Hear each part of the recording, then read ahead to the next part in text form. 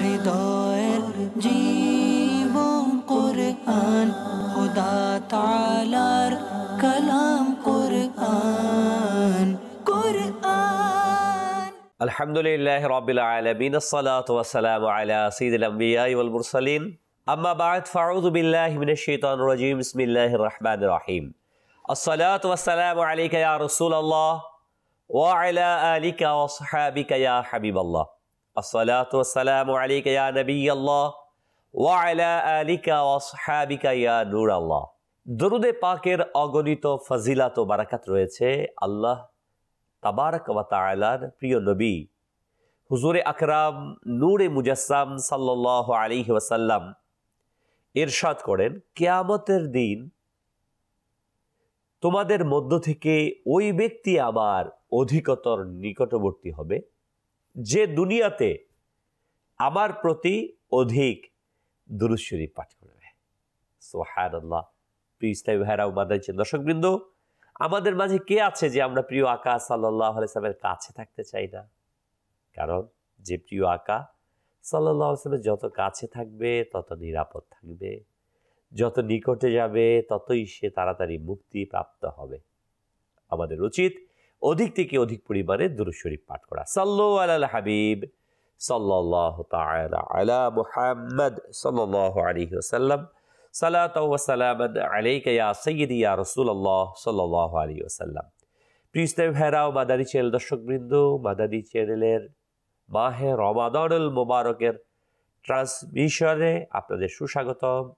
ধারাবাহিক অনুষ্ঠান আমার রবের বাণী। এই অনুষ্ঠানে আমরা মহান রব তাবারক ওয়া তাআলার বাণীসমূহ তেলাওয়াত শুনি, তার অনুবাদ শুনি এবং তার কিছু প্রাসঙ্গিক আলোচনাও শ্রবণ করি।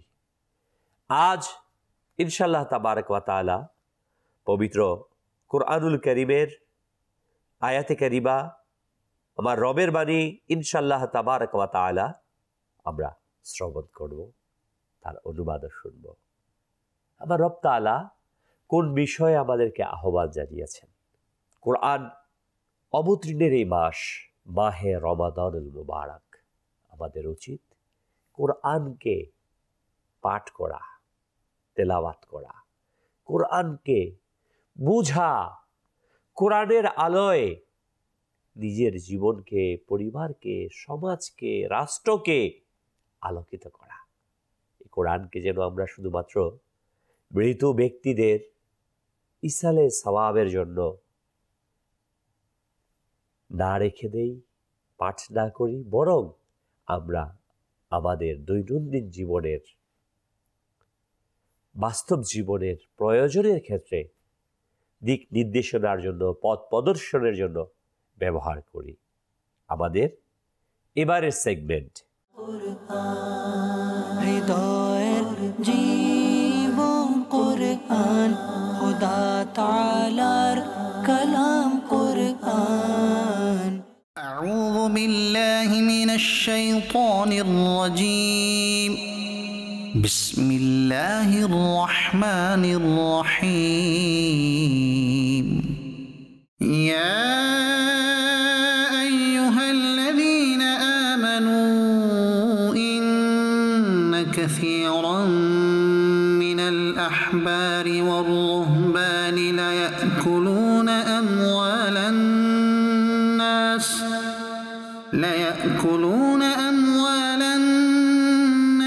بالباطل ويصدون عن سبيل الله والذين يكنزون الذهب والفضة ولا ينفقونها في سبيل الله فبشرهم بعذاب أليم يوم يحمى عليها في نار جهنم فتكوى بها جباههم وجنوبهم وظهورهم هذا ما كنزتم لأنفسكم فذوقوا ما كنتم تكنزون صدق صدق الله العظيم. সুবহানাল্লাহ, সুবহানাল্লাহ। আমরা শুনছিলাম আমার রব তাআলার বাণী, আমার রবের বাণী। কতই না সুন্দর আমার রবের বাণী। কিন্তু এই আয়াতে কারিমার মাঝে আল্লাহ সুবহানাহু ওয়া তাআলা কিছু শাস্তির কথা বর্ণনা করেছেন। যারা অবাধ্য হবে, যারা আল্লাহর হুকুমকে অমান্য করবে, যাকাত আদায় করবে না, তাদের শাস্তি সম্পর্কে সূরা তওবার 34 থেকে 35 নম্বর আয়াতে কারিমা। আসুন আমরা অনুবাদ শ্রবণ করে নিই। এবং যারা সোনা ও রূপা জমা করে রাখে, তা আল্লাহর পথে খরচ করে না, আপনি তাদের বেদনাদায়ক আযাবের সুসংবাদ দিন, যেদিন জাহান্নামের আগুনে তা উত্তপ্ত করা হবে, অতঃপর তা দিয়ে তাদের কপালে, পার্শ্বদেশে ও পিঠে সেক দেয়া হবে। বলা হবে, এটা তাই যা তোমরা নিজেদের জন্য জমা রাখতে, অতএব তোমরা যা জমা করেছিলে তার স্বাদ উপভোগ করো। উল্লেখিত আয়াতে জমা করা স্বর্ণ রৌপ্যের জাহান্নামের আগুনে উত্তপ্ত করে কপাল, ঘাড় ও পিঠে দগ্ধ করে দেয়ার কঠোর শাস্তির কথা উল্লেখ করা হয়েছে। সম্পদ, প্রিয় ইসলামী ভাইয়েরা, যে আল্লাহ সুবহানাহু ওয়া তাআলার একটি নিয়ামত, নিঃসন্দেহে এই সম্পদের কারণে সুখ ভোগ অনেকেই করে থাকে। আরাম আয়েশের জীবন, ভালোভাবে চলা, সুনামের সাথে বেঁচে থাকার মাধ্যম, এটা আল্লাহ সুবহানাহু ওয়া তাআলার একটি নিয়ামত বটে। কিন্তু যে বান্দা এই নিয়ামতের শুকরিয়া জ্ঞাপন করে না, আল্লাহ সুবহানাহু ওয়া তাআলা যে এই নিয়ামত প্রদান করেছেন ওই নিয়ামতকে আদায় করে না, তার জন্য শাস্তি রয়েছে। প্রিয় ইসলামী ভাইরা, মনে রাখবেন, ইসলামের 5টি স্তম্ভের একটি অন্যতম স্তম্ভ যাকাত। হ্যাঁ, যাকাত পার্থিব জীবনে যেমন দারিদ্র্য বিমোচনে সহায়তা করে, তেমনি পরকালের কঠিন শাস্তির থেকে মুক্তি প্রদান করে। কোরআনে পাকে আল্লাহ তাআলা সূরা বাকারার 110 নম্বর আয়াতে ইরশাদ ফরমান, যার অনুবাদ, তোমরা নামাজ প্রতিষ্ঠা করো, যাকাত দাও এবং নিজেদের জন্য যেসব ভালো কাজ আগেই পাঠাবে তা আল্লাহর কাছে পাবে। তোমরা যা করো আল্লাহ তার দ্রষ্টা। হযরত ওমর রাদিয়াল্লাহু তাআলা আনহু থেকে বর্ণিত, রাসূল আকরাম নূরে মুজাসসাম সাল্লাল্লাহু আলাইহি ওয়া আলিহি ওয়াসাল্লাম ইরশাদ করেন, ইসলামের ভিত্তি 5টির বিষয়ের উপর। এই কথার উপর সাক্ষ্য দেয়া যে আল্লাহ ছাড়া কোনো উপাস্য নেই এবং মুহাম্মদ সাল্লাল্লাহু আলাইহি ওয়াসাল্লাম আল্লাহর রাসূল। নামাজ প্রতিষ্ঠা করা, যাকাত আদায় করা, হজ করা এবং রমজান মাসে রোজা রাখা। প্রিয় ইসলামী ভাইরা, সঠিকভাবে যাকাত আদায় বিত্তবানদের অন্তরের পরিশুদ্ধ করে দেয় এবং সম্পদের পবিত্র করে দেয়। তাই যাকাতকে পবিত্রকারী বলা হয়েছে। হ্যাঁ, যাকাতের আবিধানিক অর্থ হচ্ছে পবিত্র করা, বৃদ্ধি করা, পরিচ্ছন্ন করা। আপনি ভাববেন, আমি তো আমার 1 লাখ টাকা সম্পদ থেকে 2,500 টাকা যাকাত দিয়ে দিলাম। এটা নির্ধারিত 2.5%, 40 ভাগের 1 ভাগ যে সম্পদ উপার্জিত হয় তা থেকে। তাহলে এখানে বৃদ্ধি পেল কোত্থেকে? তার উদাহরণটা তেমন, যেমনটি আমরা শস্য ক্ষেতের মধ্যে করে থাকি, ইনভেস্ট করি। এক কৃষক তার ফসলি জমিতে মাটিকে নরম করে সেখানে টন টন আলু, ধানের বীজ ফেলে দেয়, শস্য ফেলে রাখে মাটিতে। বাহ্যিক দৃষ্টিকোণ থেকে সেটা খরচ করে ফেলল, ব্যয় করে ফেলল।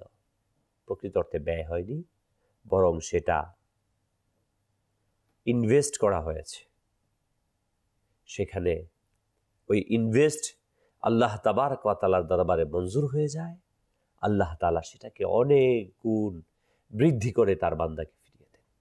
জাকাতের ব্যাপারটা এমনই, যে জাকাত প্রদান করে হাদিসে পাকে রসুল আকরাম নূরে মুজাসসাম সাল্লাল্লাহু আলাইহি ওয়ালিহি ওয়াসাল্লাম ইরশাদ করেন, যে ব্যক্তি তার সম্পদের জাকাত আদায় করবে পরিপূর্ণভাবে, ওই সম্পদ পানিতে ডুববে না, আগুনে পড়বে না, চুরি হবে না।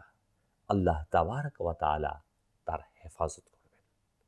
সম্মানিত ইসলামী ভাইয়েরা, কিন্তু আজ আমরা অনেকেই এই জাকাতের বিষয়ে উদাসীনতা প্রদর্শন করছি। জাকাত এটা ফরজকৃত ইবাদত।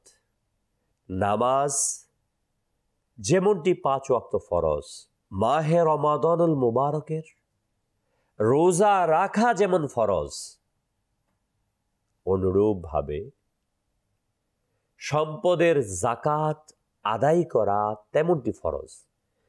কেউ যদি ফরজিয়তকে অস্বীকার করে তাহলে সে মুসলমান থেকে বের হয়ে যাবে।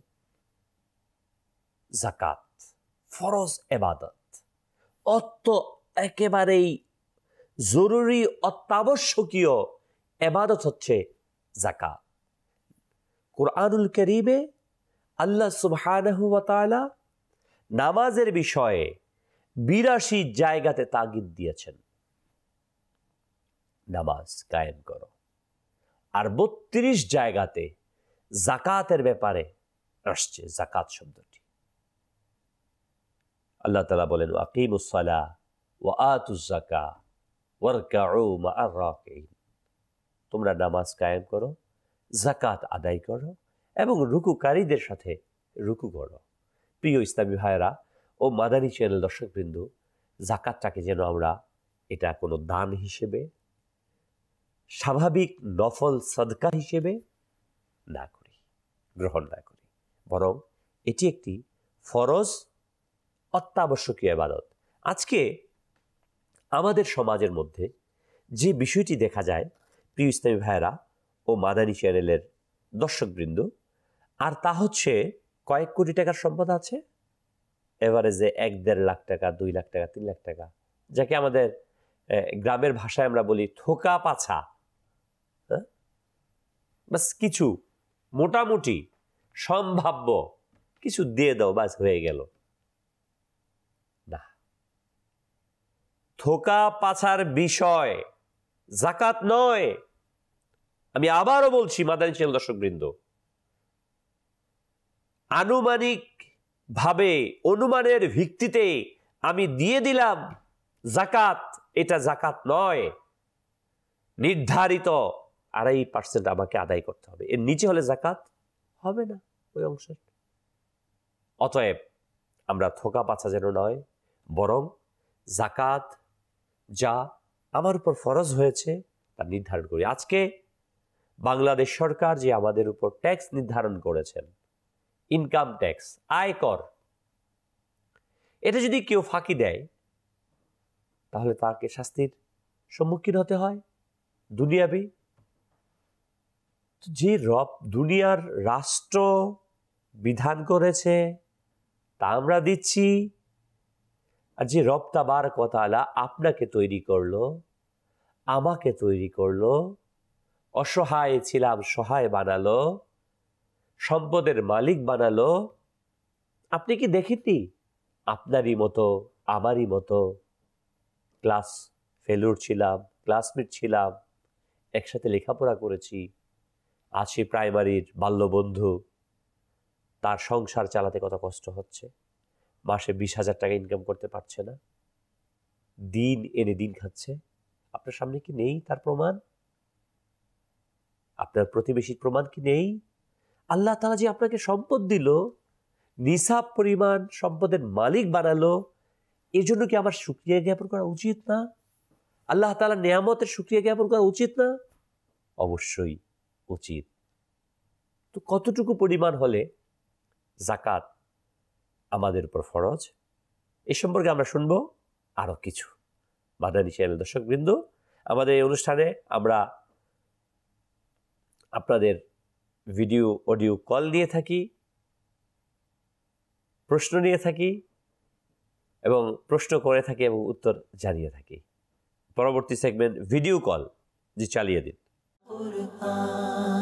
হৃদয়ের জীবন কুরআন, খোদা তাআলার কালাম কুরআন। আসসালামু আলাইকুম ওয়া রাহমাতুল্লাহি ওয়া বারাকাতুহু। আমার নাম মোহাম্মদ এজাজ। সবাইকে রমজানের শুভেচ্ছা। আমার রবের বাণী আমার পছন্দের একটি অনুষ্ঠান। মাদানী চ্যানেল বাংলাকে অসংখ্য ধন্যবাদ। আসসালামু আলাইকুম, আমার নাম মোহাম্মদ ইমরান। মাদানী চ্যানেল বাংলা দেখতে আমার খুব ভালো লাগে। আমার রবের বাণী অনুষ্ঠানটি আমি সব সময় দেখি। সবাইকে রমজানুল মুবারকের শুভেচ্ছা।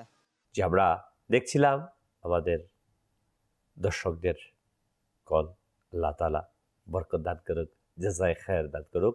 প্রিয় ইসলামী ভাইরা ও মাদানী দর্শকবৃন্দ, আমরা আলোচনা শুনছিলাম যাকাত কার উপর ফরজ এই বিষয়ে। যাকাত মালিকের নিসাব যে হবে তার উপর। মালিকের নিসাব কে হবে? যার কাছে 52.5 ভরি রূপা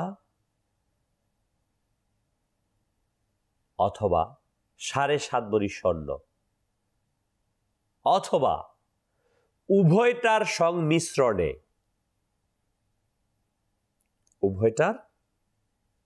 সংমিশ্রণে যে কোনো একটি উপাদানের মূল্য পরিমাণ হওয়া।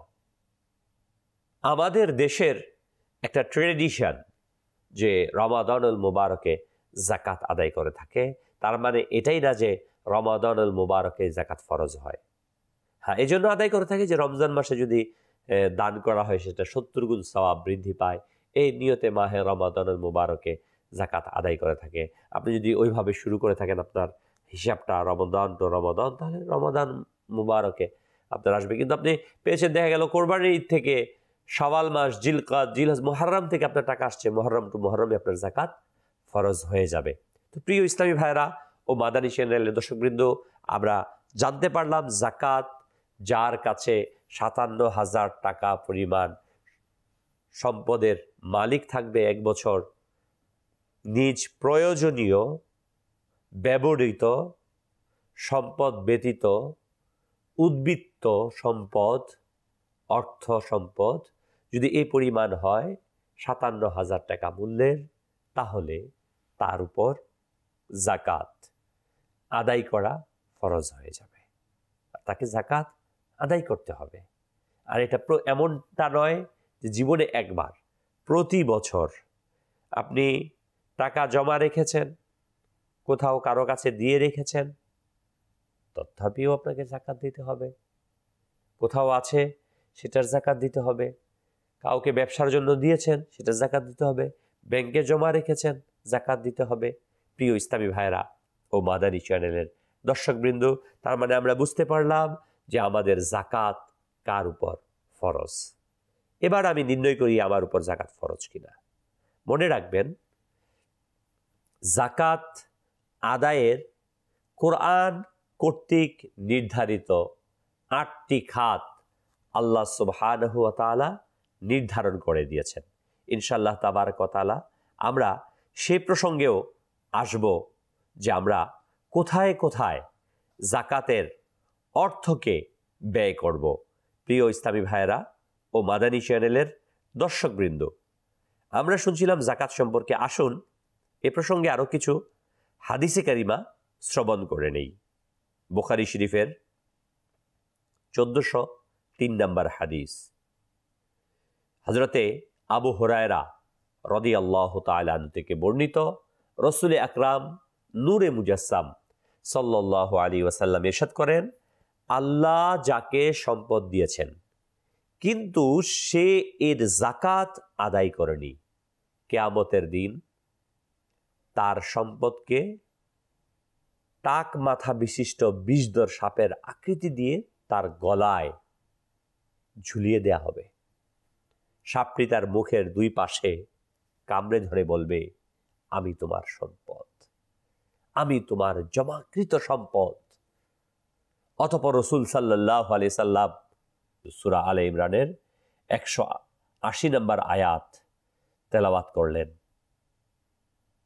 যার অনুবাদ হচ্ছে, আল্লাহর অনুগ্রহে প্রদত্ত সম্পদ নিয়ে যারা কৃপণতা করে তারা যেন এটাকে কিছুতেই কল্যাণকর মনে না করে। তারা যা নিয়ে কৃপণতা করে কিয়ামতের দিন তাই তাদের গলার বেরি হবে। আসমান ও জমিনের সত্ত্বাধিকার একমাত্র আল্লাহ। তোমরা যা কিছু করো আল্লাহ বিশেষভাবে অবহিত। প্রিয় ইসলামী ভাইরা, সম্পদ দিয়ে আমরা কি করব? এই সম্পদগুলোকে আমার শাস্তির কারণ বানাবো?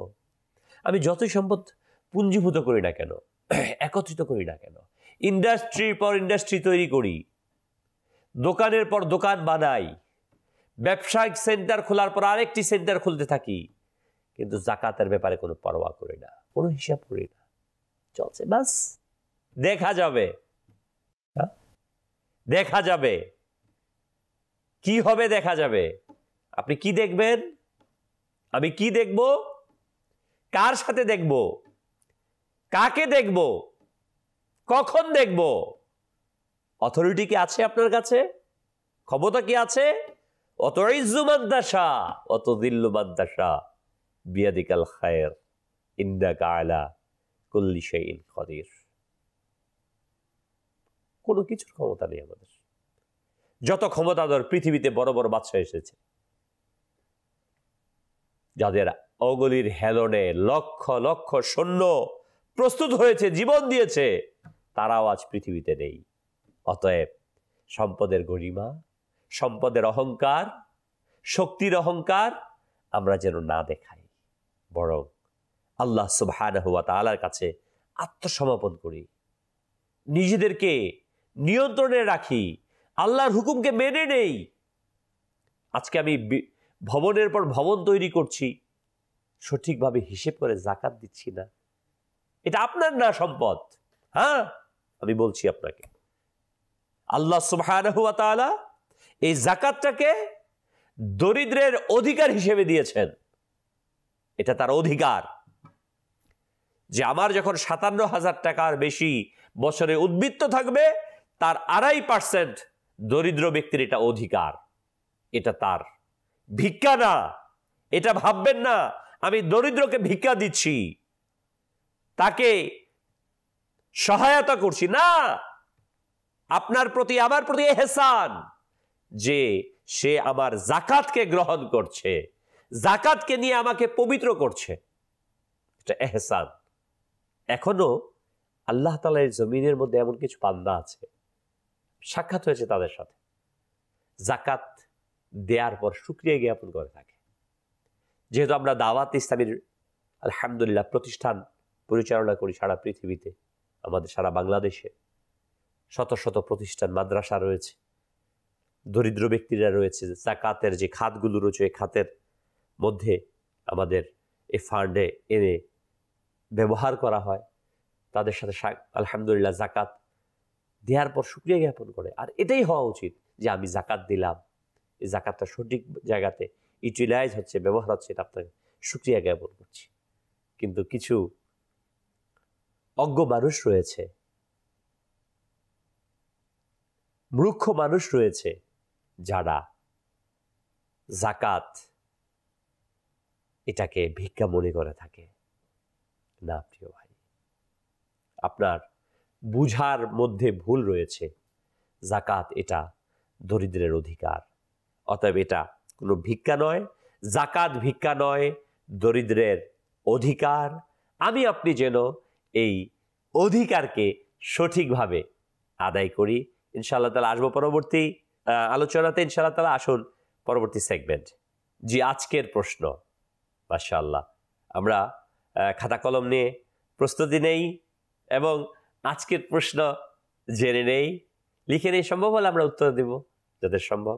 আল্লাহ তাআলা আমাদেরকে তৌফিক দান করুক। জি, আজকের প্রশ্ন।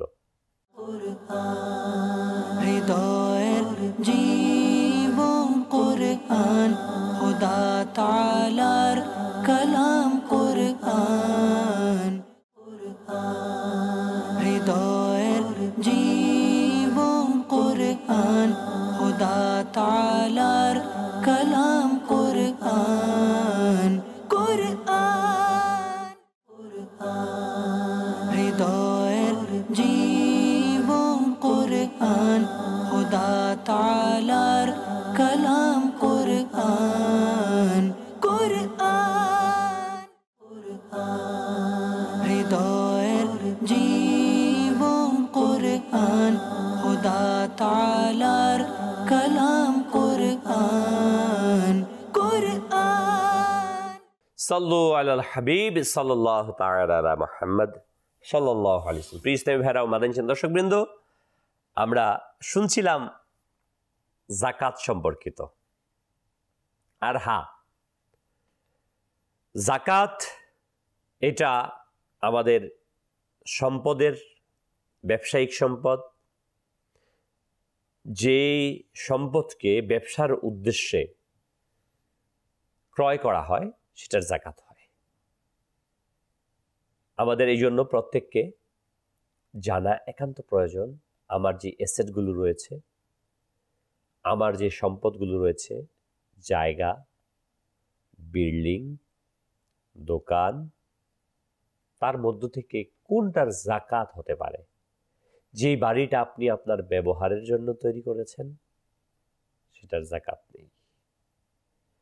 ভাড়া দেওয়ার উদ্দেশ্যে যদি আপনি তৈরি করে থাকেন, ভাড়াকৃত অর্থের উপর থেকে ব্যবহারের পর যে টাকা উদ্বৃত্ত থাকবে তার যাকাত হবে। হ্যাঁ, যদি সেটা ব্যবসায়িক পণ্য হয়ে থাকে, ওই বিল্ডিংটা যে আমি এটা বিক্রি করব, ওইটা যাকাতের অন্তর্ভুক্ত হবে। অর্থাৎ ব্যবসায়িক পণ্য যেটা, ওই পণ্য হয়ে গেলে তখন সেটা যাকাতের আওতাভুক্ত চলে আসবে। ওই জায়গা, যে জায়গাটা আমি ব্যবহারের জন্য নিয়েছি, আবার সম্পদ তৈরি করেছি, তাহলে সেটার যাকাত হবে না। কিন্তু যেই জায়গাটা আমি কিনেছি, নিয়ত আছে আমি এটা বিক্রি করে দিব, তাহলে ওই জায়গাটা ব্যবসায়িক পণ্য হয়ে গেল, তখন তার উপর যাকাত চলে আসবে। এ ব্যাপারে আমি পরামর্শ দেব মাদানী চ্যানেল দর্শকবৃন্দ, আপনারা দাওয়াত ইসলামীর বিজ্ঞ মুবাল্লিগদের সাথে, উলামায়ে কেরামের সাথে, মাদানীদের সাথে, সুন্নি উলামায়ে কেরামের সাথে যোগাযোগ করে আপনার উপর যাকাত ফরজ হয়েছে কিনা, ফরজ হয়ে থাকলে কতটুকু পরিমাণ তা জেনে সেটা আদায় করবেন। যেমনভাবে ট্যাক্সের ক্ষেত্রে আমরা অভিজ্ঞ আইনজীবীর পরামর্শ নিয়ে থাকি, সহযোগিতা নিয়ে থাকি, ঠিক অনুরূপভাবে আমাদেরকে অভিজ্ঞ উলামায়ে কেরামের শরণাপন্ন হতে। মনে রাখবেন, সব উলামায়ে কেরামই যে যাকাতের ব্যাপারে ডিটেল জানবে তা না। যেমনইভাবে সব লয়ার, আইনজীবী কিন্তু ট্যাক্স সম্পর্কে 100% পরিপূর্ণ ধারণা রাখে না। ডিপার্টমেন্ট আছে, প্রত্যেকটি বিভাগ আছে, তো মাদ্রাসাতে পড়লেই যে সে সব বিষয়ের উপর পরিপূর্ণ অভিজ্ঞ তাও কিন্তু না। এক একজন এক একটি বিষয়ের উপর পারদর্শিতা অর্জন করে থাকে। অতএব যে পারদর্শী আছে, জেনে আমরা তার কাছ থেকে হিসাব করে আমরা যেন যাকাতটাকে আদায় করি। কোনো অবস্থাতেই এটাকে আমরা স্বাভাবিক হিসেবে না নিই। এটা কোনো নফল এবাদতের ব্যাপারে আমি আপনাকে বলছি না, কোনো সুন্নত এবাদতের ব্যাপারে আমি বলছি না। আমি আপনাকে যে বিষয়টি নিয়ে আরজ করার চেষ্টা করছি তা হচ্ছে ফরজ এবাদত, যেটা আদায় করা অত্যাবশ্যকীয়। আদায় না করলে শাস্তিযোগ্য অপরাধ। প্রিয় ইসলামী ভাইরা ও মাদানী চ্যানেলের দর্শকবৃন্দ, যাকাতটা আজ আমরা আমাদের মুসলিম সমাজের অর্থনৈতিক মুক্তির মাধ্যম করতে পারি, কিন্তু দুর্ভাগ্যবশত আজ আমরা তা থেকে দূরে সরে আসছি। অধিক সম্পদের মোহ, অধিক সম্পদের কামনা আমাদেরকে অন্ধ করে রেখেছে। আলহাকুমুত তাকাসুর হাত্তা যুরতুমুল মাকাবির। অধিক সম্পদের মোহ তোমাদেরকে অন্ধ করে রেখেছে যতক্ষণ না তোমরা কবরের মুখ দেখো। আমরা আজকে বয়স হয়ে যাওয়ার পরেও ভাবি শুধু সম্পদ গর্ব গর্ব গর্ব। কার জন্য রেখে যাচ্ছি? কার জন্য? এই যে সম্পদ পুঞ্জীভূত করছি, যাকাত দিচ্ছি না, জমাচ্ছি, ব্যবসায়িক সেন্টার খুলছি, ব্যবসাকে বড় করছি, বাড়ি বড় করছি, বাড়ি তৈরি করছি, আখির কার জন্য রেখে যাব? বলবেন আমার ছেলের জন্য, নাতির জন্য। আমি আপনাকে প্রশ্ন করতে চাই যে আপনি সম্পদের মোহে আজকে আছেন, বলুন তো আপনার দাদার বাবার নাম কি? তার বাবার নাম কি? তার বাবার নাম কি বলতে পারবেন? আমার বাবার নাম আব্দুল হাই মিজি, তার বাবার নাম মানিক মিজি, তার বাবার নাম ইয়াসিন মিজি, তার বাবার নাম হুসন্দ মিজি। এরপর আমি জানি না। তাও আমি জেনেছি আমাদের বিভিন্ন প্রেক্ষাপটের কারণে। আপনি হয়তো বা দাদার বাবার নাম জানেন না, কথা ঠিক। আপনি কি আপনার দাদার বাবার কবরে কখনো গিয়েছিলেন? দাদার কবরে কতবার গিয়েছেন? তারই জায়গাতে আপনি বসবাস করছেন না? তারই সম্পদ আপনি ভোগ করছেন না? ঠিক একই অবস্থা হবে আপনার পরবর্তী জেনারেশনের। আপনার ছেলে হয়তোবা কখনো কখনো নাম নিতে পারে।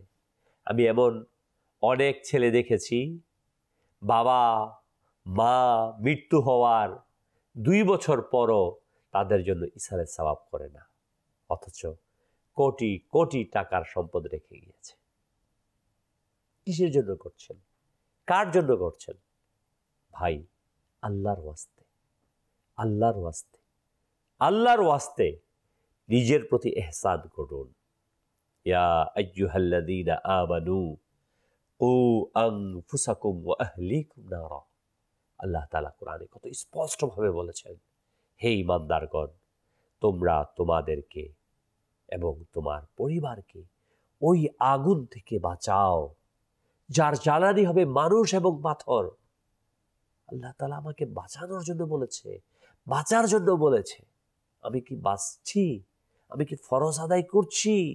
যাকাত কি আমি সঠিকভাবে হিসাব করছি? নাকি বাস চলো চলো চলো, দুনিয়ার ব্যস্ততা, আমি অমুক, আমি তমুক। আপনি তো অমুক তমুক কিছুই না, রাষ্ট্রের প্রধান কিছুই না। সারা বিশ্বকে যারা পরিচালনা করেছে, করছে, করেছে, 1000 বছর চলে গিয়েছে। বড় বড় ক্ষমতাধর ব্যক্তিদের অস্তিত্ব আজ পৃথিবীতে নেই। তাদের তুলনায় আপনি আমি তো কিছুই না। আসুন, আসুন প্রিয় ভাই, আসুন। আমি আমাকে বাঁচাই, আপনি আপনাকে বাঁচান। আসুন ভাই, আমি আপনাকে মুক্তির দিকে আহ্বান করছি, আমি আপনাকে নাজাদের দিকে আহ্বান করছি, আমি আপনাকে সফলতার দিকে আহ্বান করছি। হ্যাঁ প্রিয় ইসলামী ভাইরা ও মাদানী চ্যানেল দর্শকবৃন্দ, আমি আপনি যদি যাকাত আদায় করি, তাহলে এর বিনিময়ে আল্লাহ সুবহানাহু ওয়া তাআলা আমাদেরকে দান করবেন। সুবহানাল্লাহ, সুবহানাল্লাহ। আল্লাহ তাআলা এর জাযায়ে খায়র দান করবেন। আর যদি আমি এটাকে আদায় না করি, তাহলে আমরা শাস্তি ভোগ করব। আব্দুল্লাহ বিন আমর ইবনুল আস রাদিয়াল্লাহু তাআলা থেকে বর্ণিত, একদা এক মহিলা তার মেয়েকে সাথে নিয়ে রাসূল করিম সাল্লাল্লাহু আলাইহি ওয়াসাল্লামের নিকট এলেন।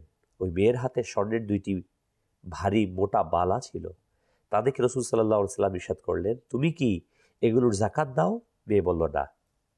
রাসূল সাল্লাল্লাহু জিজ্ঞাসা করলেন, তুমি কি এটা পছন্দ করো যে কিয়ামতের দিবসে আল্লাহ তাআলা এগুলোর দ্বারা দুটি আগুনের চুরি বানিয়ে তোমার হাতে পরিয়ে দেবে? মেয়েটি এই কথা শুনে বালা দুটি খুলে রাসূল সাল্লাল্লাহু আলাইহি ওয়াসাল্লামের দিকে দিয়ে বলল, এগুলো আল্লাহ রাস্তায় দান করলাম।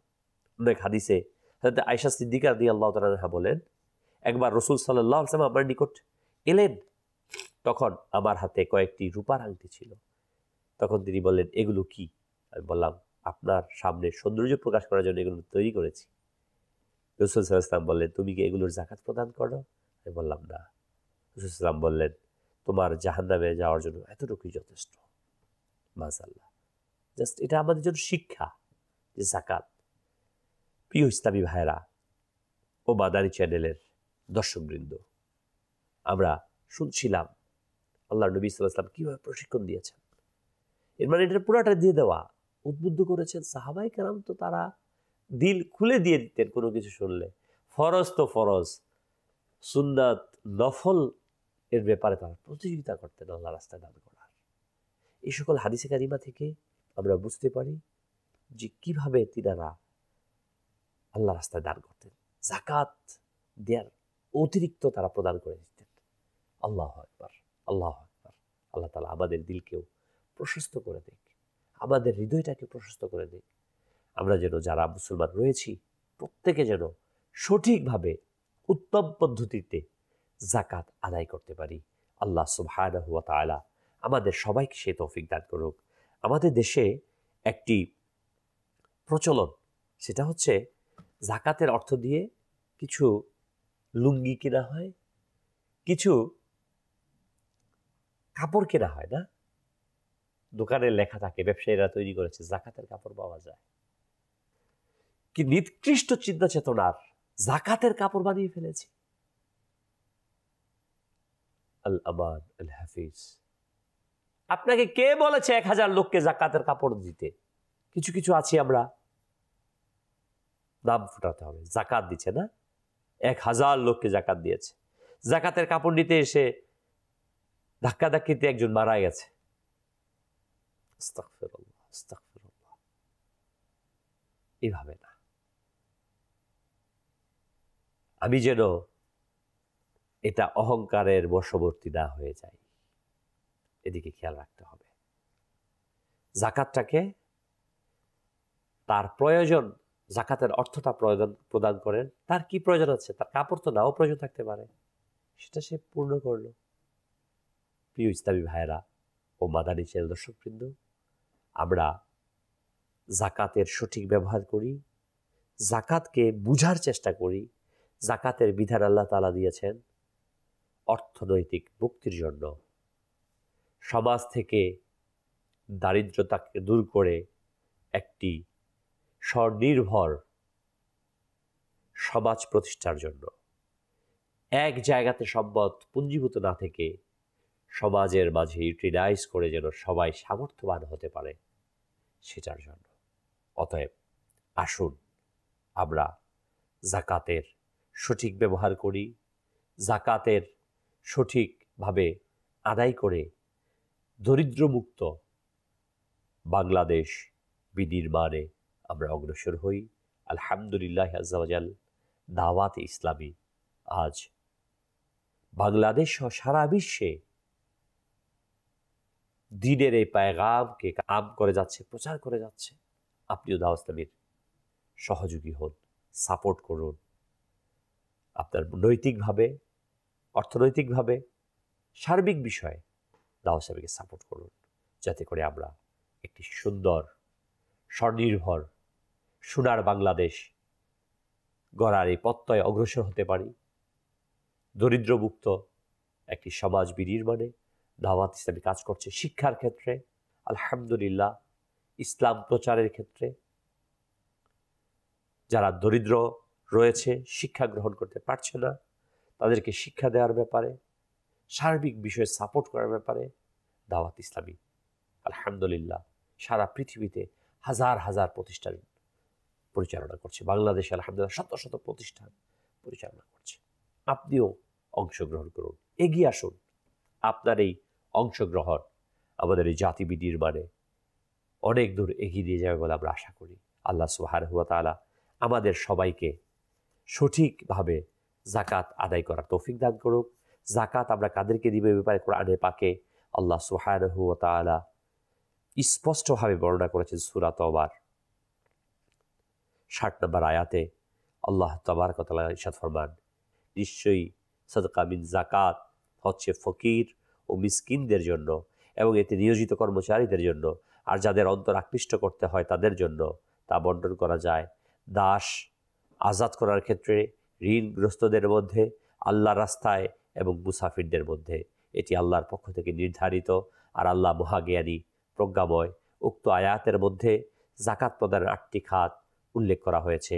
ফকির, মিসকিন, জাকাত আদায়কারী ও হেফাজতকারী,